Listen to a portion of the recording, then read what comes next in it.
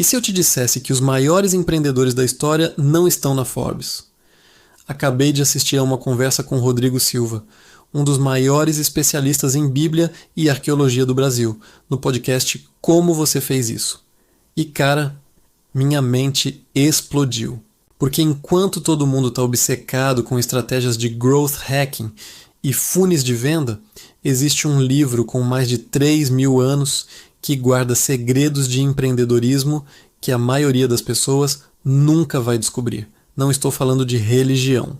Estou falando de princípios universais de liderança, decisão e legado que transformaram escravos em governadores, pastores em libertadores de nações e homens comuns em construtores de impérios. Neste vídeo, vou compartilhar as 12 lições mais poderosas que extraí dessa conversa. Lições que mudaram completamente minha forma de entender o que significa empreender com propósito. E te aviso, algumas dessas verdades vão te incomodar, porque elas vão contra tudo que o mercado ensina sobre sucesso. Mas são exatamente essas verdades inconvenientes que separam quem constrói riqueza de quem constrói legado. Então pega papel e caneta, porque essas 12 lições podem ser a virada de chave que você estava precisando. Vamos lá. Lição 1. Sair da zona de conforto é o primeiro passo para prosperar. Abraão era rico. Morava em Ur dos Caldeus, uma das metrópoles mais prósperas da Suméria. Pensa em Nova York, Dubai, Xangai. Era ali que as coisas aconteciam. Aí Deus chega para ele e fala: sai da tua terra, da tua parentela e vai para uma terra que eu vou te mostrar. Traduzindo, abandona tudo que é seguro, confortável e conhecido. Vai para um lugar que você nem sabe direito onde fica. E Abraão foi.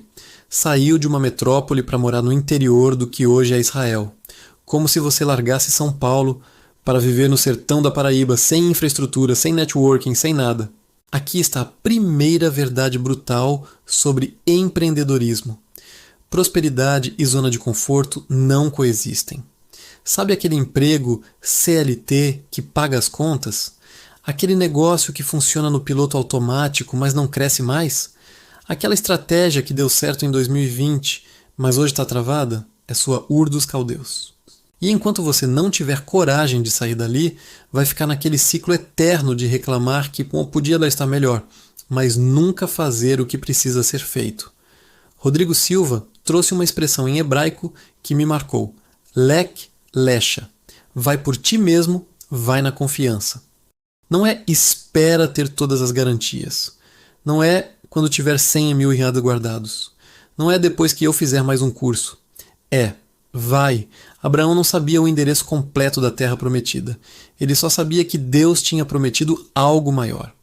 E foi nessa fé, nessa disposição de trocar o certo pelo possível, que ele se tornou o pai de nações. A pergunta que fica é: qual é a sua Ur dos Caldeus? O que você precisa abandonar para conquistar o que Deus preparou para você? Porque te garanto uma coisa: ninguém constrói um império sem primeiro destruir o território pequeno onde se acomodou. Lição 2. O dinheiro potencializa quem você é. Essa lição me pegou de jeito. E provavelmente vai te pegar também. Rodrigo Silva falou algo que deveria estar estampado na parede de todo empreendedor. O dinheiro, se você tiver uma mente equilibrada e bem estabelecida, uma espiritualidade em dia, ele é uma bênção. Senão, ele vai potencializar suas neuroses. Deixa isso entrar. O dinheiro não muda quem você é. Ele revela, ele amplifica, ele coloca um megafone naquilo que já estava dentro de você. Se você é generoso, a riqueza vai transformar você em alguém que abençoa milhares. Se você é inseguro, vai virar aquele que compra carrões para compensar o vazio. Se você é vingativo, vai usar o poder financeiro para destruir quem te magoou. O dinheiro é um amplificador moral. Por isso que tem gente que ganha na loteria e 3 anos depois está mais pobre e infeliz do que antes. Por isso que tem empresários milionários tomando remédio para dormir, enquanto tem gente na periferia dormindo tranquila. No podcast, Rodrigo contou sobre Dr. Milton Soldani Afonso, um homem que construiu um império de seguros e ajudou mais de 50 mil jovens a estudarem, desde o ensino básico até a faculdade, 50.000 jovens. E aí vem a pergunta que vai te assombrar. Quando você olha para a prosperidade desse homem, você pensa, que bom que ele ficou rico, porque a riqueza dele salvou vidas.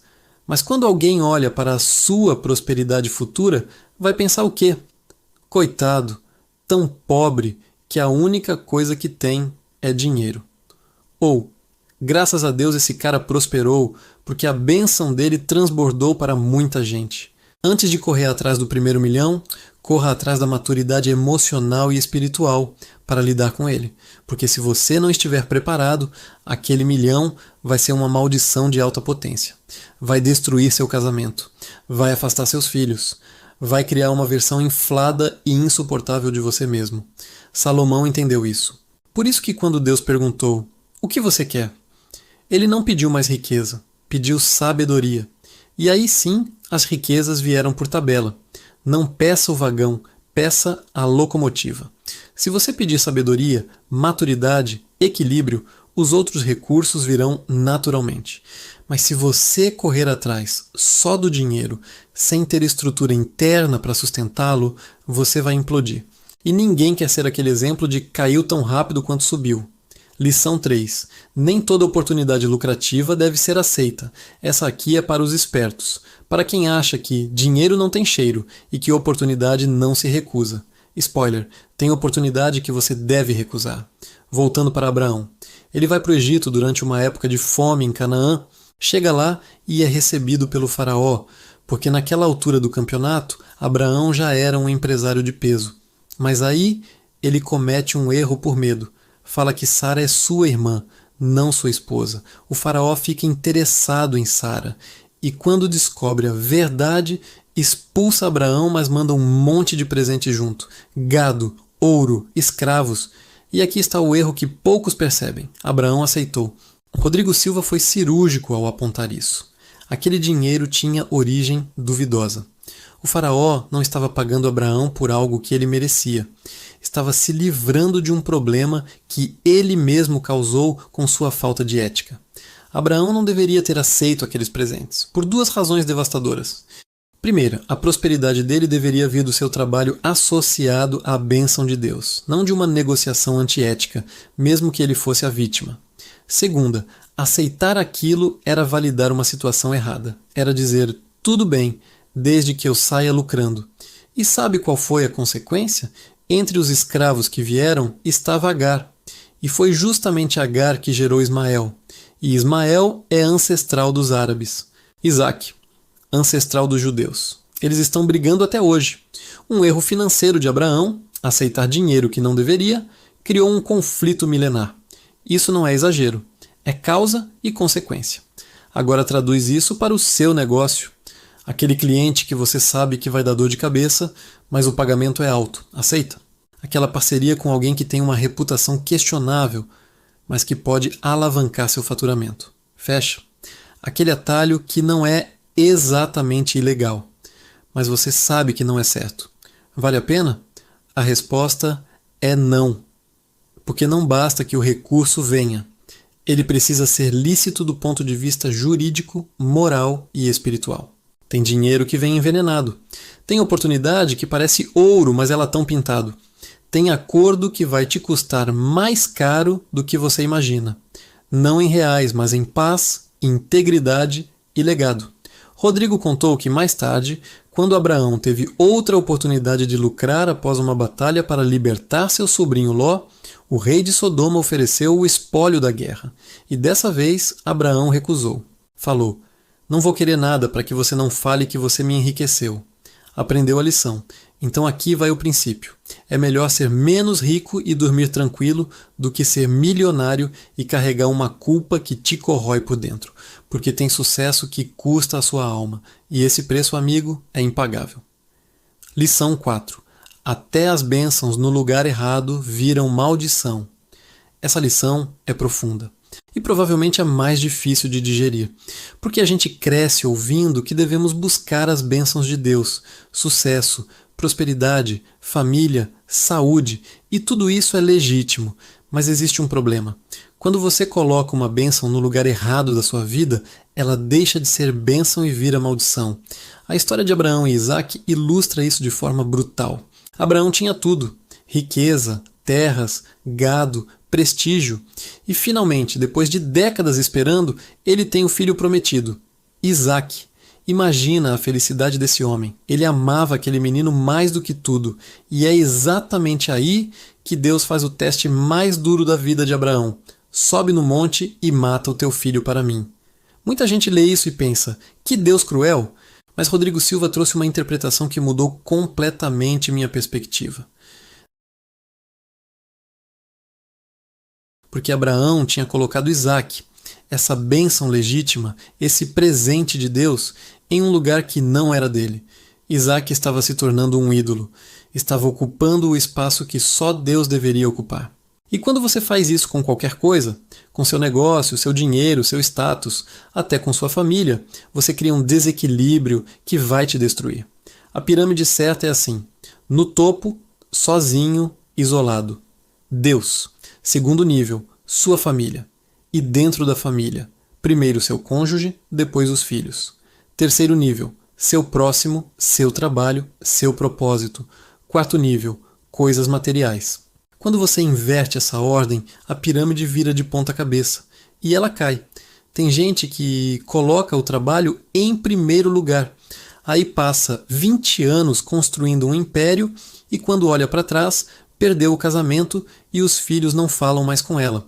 Tem gente que coloca os filhos acima do casamento. Aí cria naqueles pequenos ditadores que decidem tudo na casa. E o casal vira refém da criança. Tem gente que coloca o dinheiro no topo.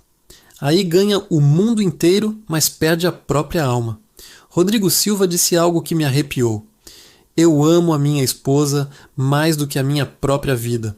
Mas se ela se interpuser entre mim e Deus, ela vai perder. Isso não é falta de amor, é compreensão de hierarquia.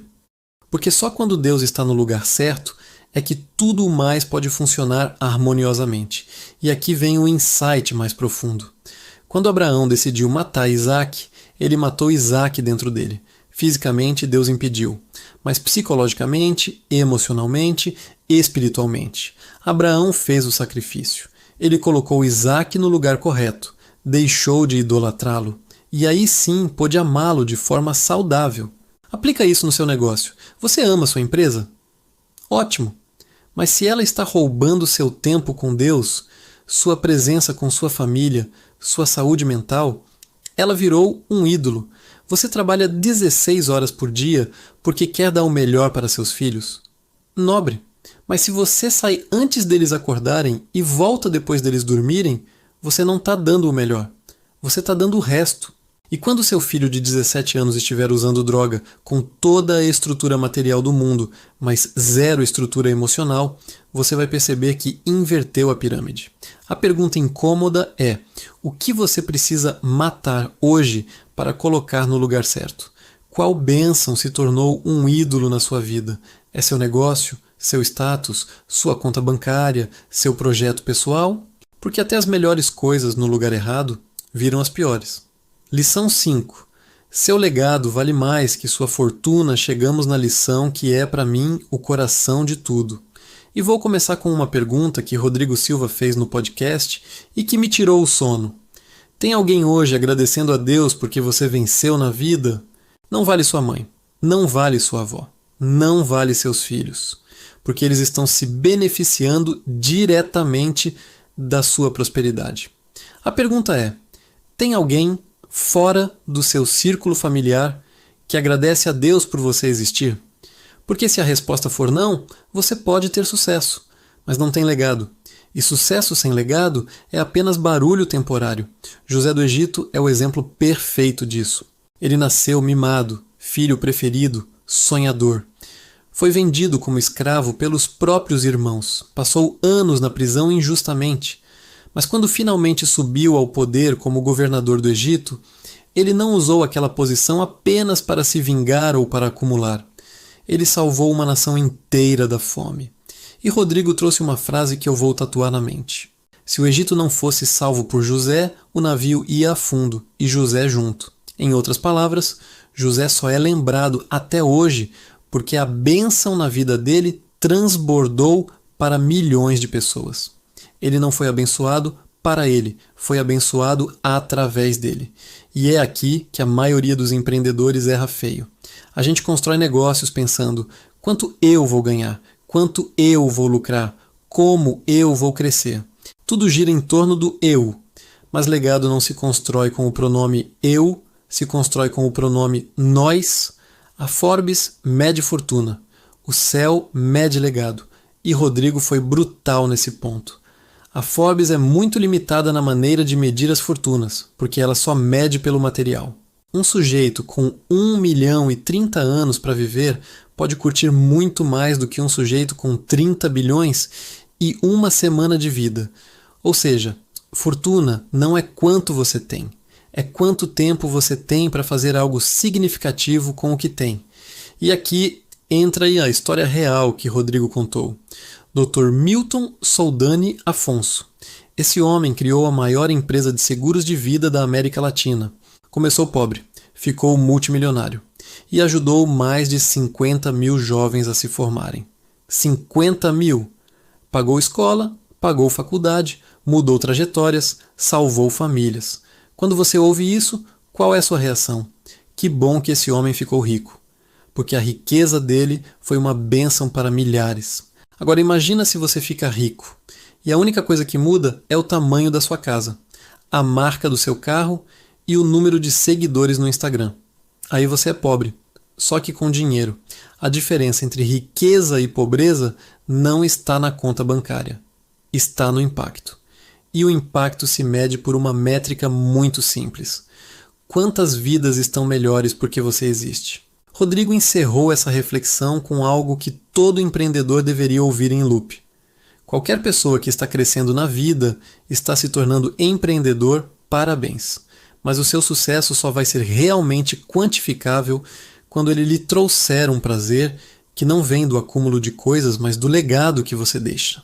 Será que tem alguém hoje agradecendo a Deus porque você venceu na vida? Se não tem, pare tudo, reavalie.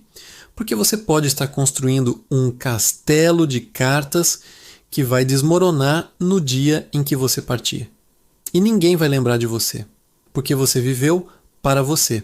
Mas se você construir pensando em quantas vidas você pode transformar, seu nome vai atravessar gerações, como José, como Abraão, como o Dr. Milton, porque legado não é o que você leva, é o que você deixa.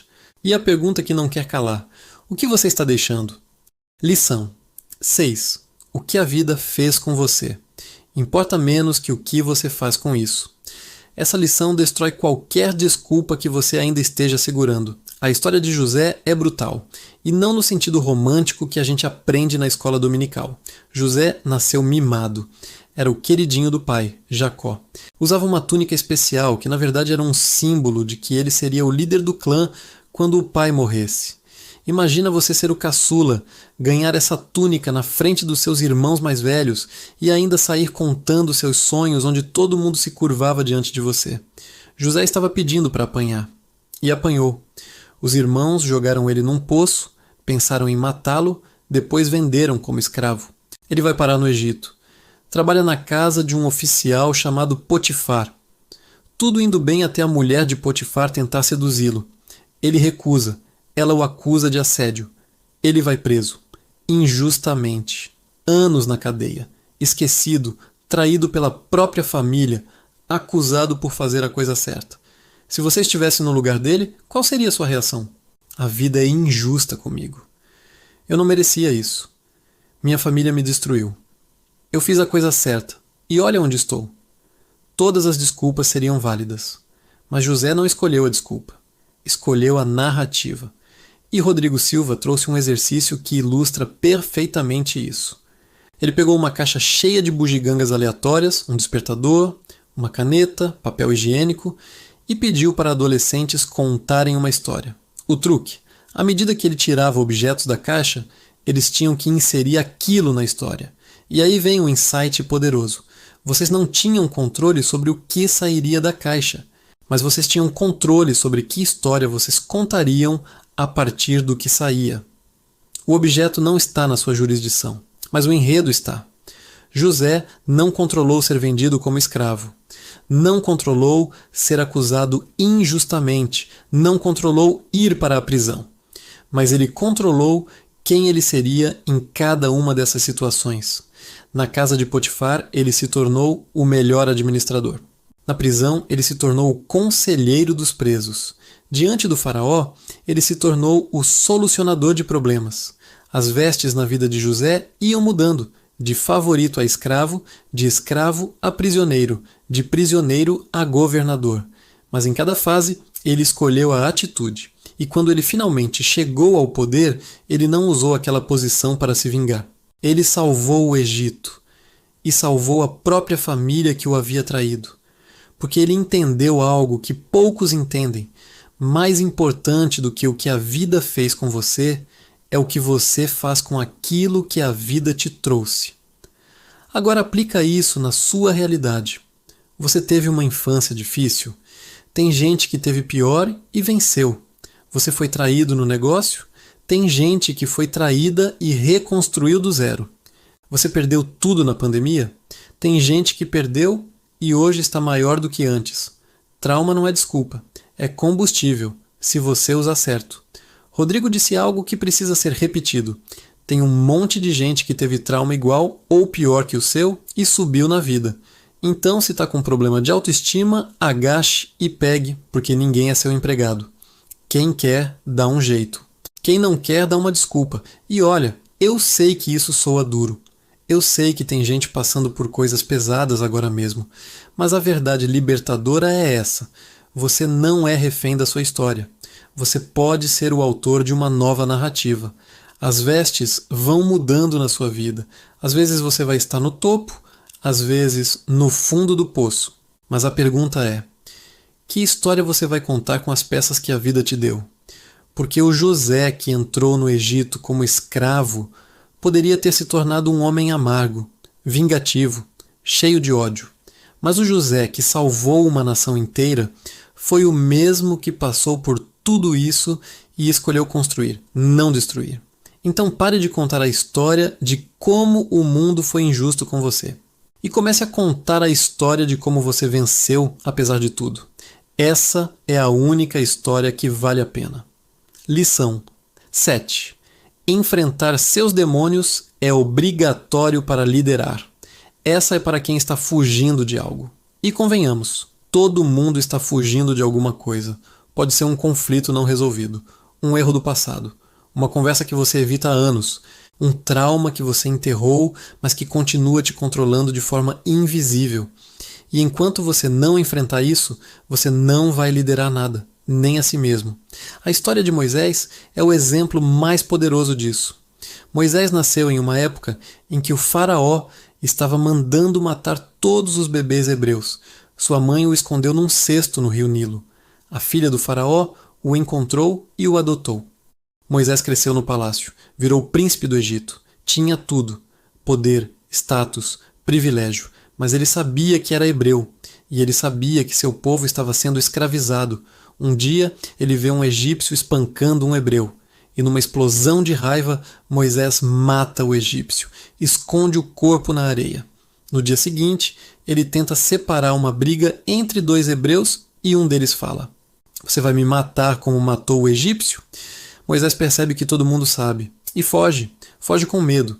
Ele abandona o palácio, o poder, tudo e vai para o deserto de Midian. Vira pastor de ovelhas, fica lá por 40 anos fugindo, até que Deus aparece na sarça ardente e diz: "Volta para o Egito, você vai libertar meu povo." E Moisés começa a dar desculpas. Manda outro: "Eu não sei falar bem. E se eles não acreditarem em mim?" E aqui está o ponto que Rodrigo Silva destruiu uma crença que eu tinha. Muita gente acha que Moisés era gago ou tinha algum problema de dicção. Por isso ele falava: "Sou pesado de língua." Mas não era isso. Rodrigo explicou.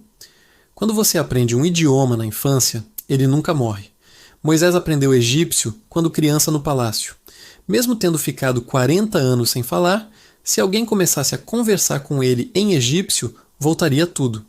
O problema de Moisés não era fisiológico, era emocional. Ele estava traumatizado, com medo de voltar, de enfrentar aquele ambiente, aquelas pessoas, aquele passado. E Deus faz uma coisa genial. Ele pergunta: o que você tem na mão? Um cajado. Joga no chão.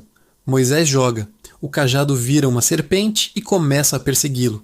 A serpente representa o trabalho, a rotina, a zona de conforto, perseguindo Moisés. Ele estava se escondendo atrás do trabalho de pastor. Não posso ir, tenho que cuidar das ovelhas. Aí Deus fala: vira e pega pela cauda. Pensa nisso. Se a cobra está te perseguindo, a cabeça dela está na sua direção. Para pegar pela cauda, você precisa virar e enfrentá-la. E quando Moisés virou, a serpente começou a correr dele. Isso é profundo demais. O medo que te paralisa só perde o poder quando você se vira e olha de frente para ele. Enquanto você foge, ele te persegue. Mas quando você enfrenta, ele recua. Moisés teve que voltar para o Egito. Teve que encarar o faraó. Teve que encarar o trauma. Teve que encarar os próprios demônios. E só depois disso, ele pôde liderar uma nação inteira para a liberdade. Agora vem para você. Qual é o Egito que você está fugindo?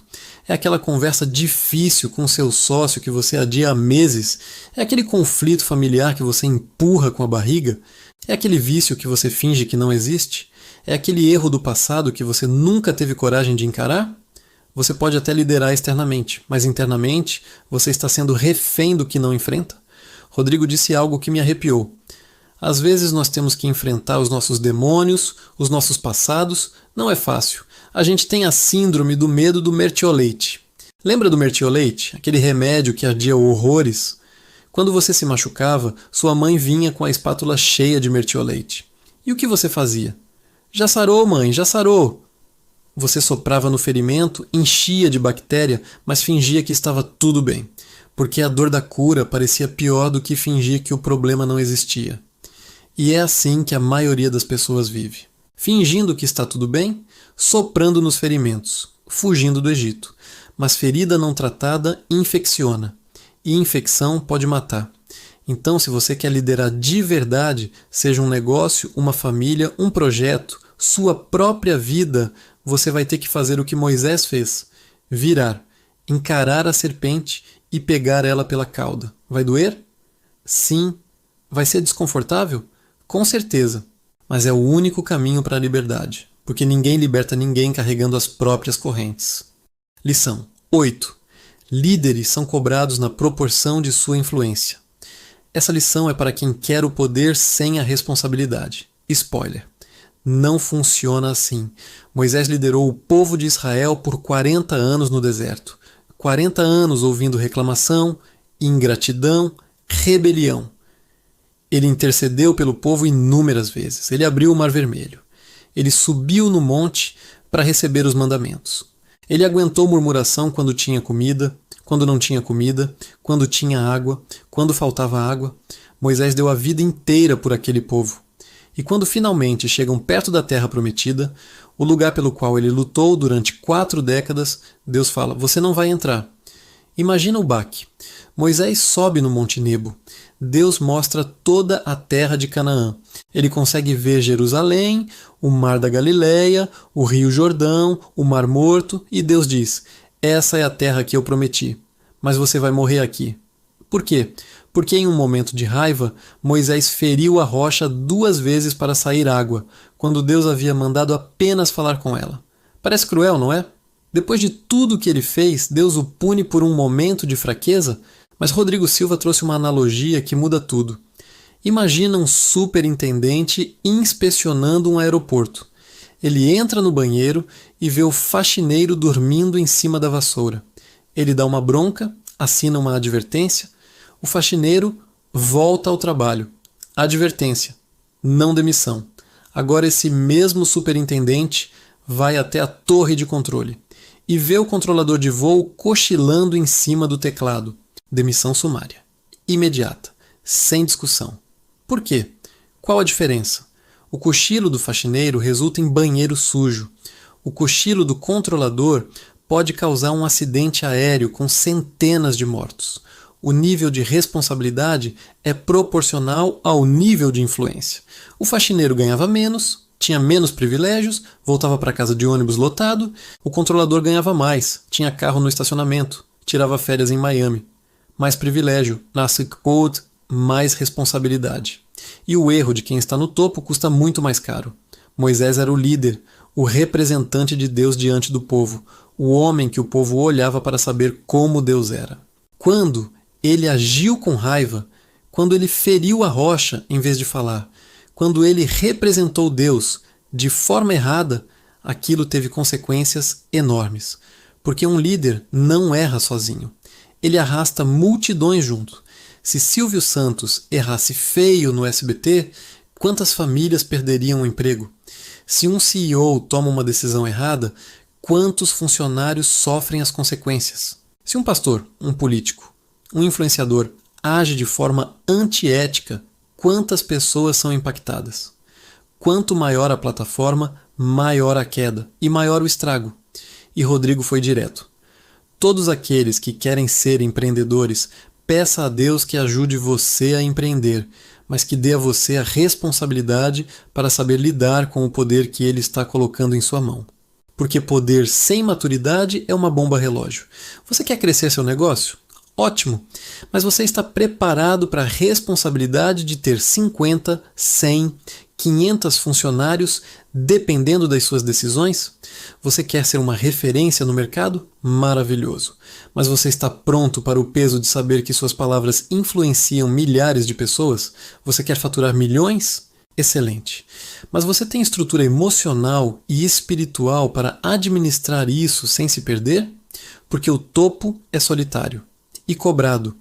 Moisés foi cobrado como líder. E quando você assume uma posição de liderança, seja em uma empresa, uma família, um projeto, você não pode mais errar só por você. Seus erros agora têm peso multiplicado. E talvez por isso Deus tenha sido tão rigoroso com Moisés. Não porque não o amasse, mas porque quanto mais Deus te dá, mais Ele espera de você. E se você quer a coroa, precisa aceitar o peso dela. Não dá para querer o aplauso sem aceitar a cobrança. Então, antes de pedir para crescer, para escalar, para explodir, pergunte-se: eu estou pronto para a responsabilidade que vem junto? Porque liderar não é sobre estar no topo, é sobre carregar o peso do topo sem desmoronar. Lição 9.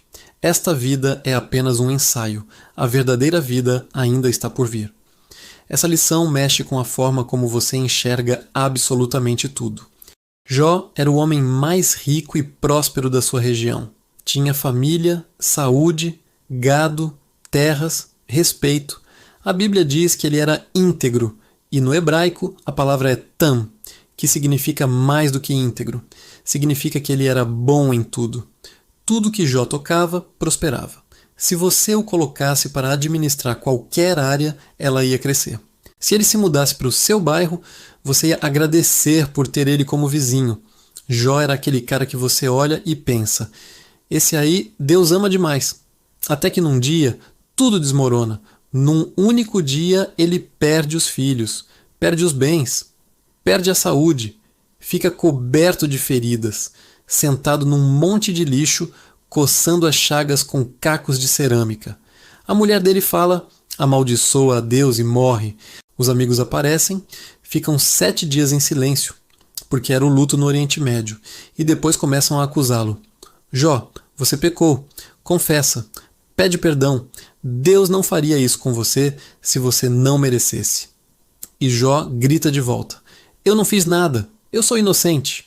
Ele começa até a questionar Deus. Chega a falar coisas pesadas tipo: Senhor, o Senhor não tem olhos como os nossos. O Senhor não sente fome, não sente frio, não dorme. Para o Senhor é fácil. Basicamente, fácil falar daí de cima, né, Deus? E sabe o que acontece? Deus aparece, não para se explicar, mas para expandir a perspectiva de Jó. Deus pega Jó numa carona, num redemoinho e começa a mostrar a criação. Foi você que fez a neve? Você sabe de onde vem a chuva? Você consegue segurar as estrelas? Você entende os mistérios do universo? E Jó, humilhado, responde: não, Senhor. Basicamente, Deus está dizendo: você está querendo dar palpite sendo que não entende nem 0,1% do que está acontecendo aqui. Mas aí vem a segunda aparição. E essa é a que muda tudo. Deus mostra a Jó dois monstros, Behemoth e Leviatã, criaturas gigantescas, poderosas, destruidoras, e Deus luta contra elas na frente de Jó. Por quê? Para mostrar que existe um conflito cósmico entre o bem e o mal acontecendo. E que Jó estava no meio desse conflito. Não era sobre ele ter pecado. Não era sobre Deus estar punindo ele. Era sobre algo muito maior. Havia uma disputa no reino espiritual. Satanás tinha desafiado a integridade de Jó. E Deus permitiu o teste para provar que a fidelidade de Jó não dependia das bênçãos. Jó era fiel a Deus por quem Deus era, não pelo que Deus dava. E quando Jó finalmente entende isso, que sua vida faz parte de um plano muito maior, de uma guerra cósmica entre luz e trevas, tudo muda. Ele para de questionar. Ele para de exigir explicações, porque ele entendeu que esta vida é apenas um ensaio. A verdadeira vida ainda está por vir. Rodrigo Silva foi cirúrgico. Se eu entender que a minha vida faz parte de um plano maior cósmico, de uma guerra entre o bem e o mal, isso vai mudar muito a minha disposição. Porque aí eu entendo que, 1. Os dois lados me querem, não há neutralidade. 2. Minhas ações têm consequências eternas, não apenas temporais. 3. Tudo o que tenho de ruim vai passar. 4. Tudo o que tenho de bom é apenas degustação. O banquete ainda vem. Esta vida é um parênteses, pensa nisso. Se você está passando pelo pior momento da sua vida agora, doença, falência, traição, perda, isso vai passar. Não é o fim, é um capítulo difícil, mas não é o livro todo. E se você está no melhor momento, sucesso, dinheiro, reconhecimento, não se iluda. Isso também é temporário. Você está apenas provando uma amostra grátis. O verdadeiro prêmio ainda vem. Então nem se desespere na crise, nem se acomode na bonança, porque ambas são passageiras. E aqui está a lição brutal para empreendedores. Você pode construir um império nessa vida, mas se esse império não tiver significado eterno, você construiu um castelo de areia na beira da praia. A maré vai subir. E vai levar tudo. Jó recuperou tudo no final. Filhos, riqueza, saúde. Mas ele só pôde viver isso de forma plena porque entendeu que a vida dele era maior do que ele. Ele não era o protagonista. Era um coadjuvante numa história muito maior, escrita por Deus. E quando você entende isso, você para de colocar tanto peso em coisas temporárias. Você para de entrar em desespero quando perde dinheiro. Você para de se achar quando ganha dinheiro. Você para de se destruir quando as coisas dão errado. Você para de se idolatrar quando as coisas dão certo. Porque você sabe, isso aqui é só o ensaio. O espetáculo principal ainda está por vir. Então respira fundo. Se está difícil agora, aguenta firme. Vai passar. Se está fácil agora, seja grato. Mas não se apegue, porque tudo o que é daqui, fica aqui. O que vai com você é quem você se tornou no processo. E essa é a única coisa que realmente importa. Lição 10. Quando for errar, erre pelo lado da misericórdia. Essa lição é para quem vive no medo de ser passado para trás. E olha, eu entendo. O mundo dos negócios é duro. Se você vacilar, tem sempre alguém pronto para te passar a perna. Então a gente desenvolve uma casca, uma desconfiança. Um cinismo que diz não dá para confiar em ninguém. Todo mundo quer te ferrar, cada um por si. E aí você vira aquele empresário que nunca dá segunda chance, que demite na primeira falha, que corta fornecedor sem conversa, que não ajuda ninguém porque isso é negócio, não é caridade. Salomão entendeu isso aos 20 e poucos anos. Ele falou: Senhor, eu preciso de sabedoria, maturidade, equilíbrio, porque tudo mais, sem isso, vai me destruir. E é exatamente isso que acontece com 90% dos empreendedores. Eles explodem rápido, ganham muito e implodem ainda mais rápido, porque estavam despreparados para o peso da bênção. Então, antes de pedir para crescer, para escalar, para faturar 7 dígitos, peça maturidade, peça equilíbrio emocional, peça saúde mental, peça sabedoria para administrar o que vier. Porque se a locomotiva estiver forte, os vagões vêm naturalmente. Mas se você só tiver vagões, você vai quebrar sob o próprio peso. Sob. E ninguém quer ser mais uma estatística de quem teve tudo e perdeu tudo porque não estava pronto. Lição 12. O primeiro passo para perdoar é admitir que você odeia. Essa última lição é pessoal e provavelmente a mais difícil de digerir, porque mexe com algo que todo mundo carrega, mas ninguém quer admitir. Ódio. Rodrigo Silva compartilhou algo extremamente vulnerável no podcast. Ele falou sobre a relação com a mãe dele. Uma mãe que provavelmente tinha bipolaridade não diagnosticada, que teve meningite na adolescência e ficou sequelada, que teve um primeiro casamento que não deu certo, um filho que não deu certo e depois teve Rodrigo numa relação não planejada. Uma mulher que sofreu muito e fez sofrer muito. Rodrigo descreveu uma infância tóxica, traumas, mentiras, manipulações. E aí ele disse algo que chocou a plateia. Eu perdoei minha mãe, mas o primeiro passo para perdoá-la sabe qual foi? Odiá-la. Admitiu o ódio. A plateia ficou em silêncio. E ele explicou. Muitas pessoas não conseguem perdoar porque não admitem o primeiro passo, que você está odiando. Porque se você admite que está odiando, você está admitindo que não é tão bonzinho assim. E ninguém quer admitir isso. Então a gente usa eufemismos. Não é ódio, é mágoa. Não é ódio, é decepção. Não é ódio, é dor. Mas às vezes, cara, é ódio mesmo. E enquanto você não admitir isso, você não vai conseguir perdoar de verdade. Porque você não trata uma doença que você não admite ter. É como aquele machucado de criança. Você cai, rala o joelho, a mãe vem com o mertiolate e você sabe que vai arder. Então você fala, já sarou, mãe, já sarou. Você sopra no ferimento, enche de bactéria, mas finge que está tudo bem. Porque a dor da cura parece pior do que fingir que o problema não existe. E é assim que a maioria das pessoas vive, com feridas não tratadas, fingindo que perdoou, soprando raiva, mágoa e ressentimento para dentro. Mas ferida não tratada infecciona, e infecção pode matar. Rodrigo foi brutalmente honesto. Eu tive que levar minha mãe para terapia, não fisicamente, mas levar a mãe projetada dentro de mim para terapia. Porque ele precisava admitir. Eu tenho ódio do que ela fez comigo. Só depois de admitir, ele conseguiu perdoar de verdade. E aí vem a segunda parte, que é ainda mais profunda. O que eu aprendi com ela? Eu aprendi a perdoar. Eu aprendi a olhar as pessoas não como elas são, mas como elas poderiam ser transformadas pela graça de Deus. Eu aprendi como eu não devo ser. Eu aprendi a ter tolerância com pessoas que estão com dificuldade. Eu aprendi que eu não sou tão bom assim. Isso é profundo demais. Até os exemplos negativos ensinam. Seu pai te abandonou? Aprenda a não abandonar seus filhos. Seu sócio te traiu? Aprenda a não trair quem confia em você.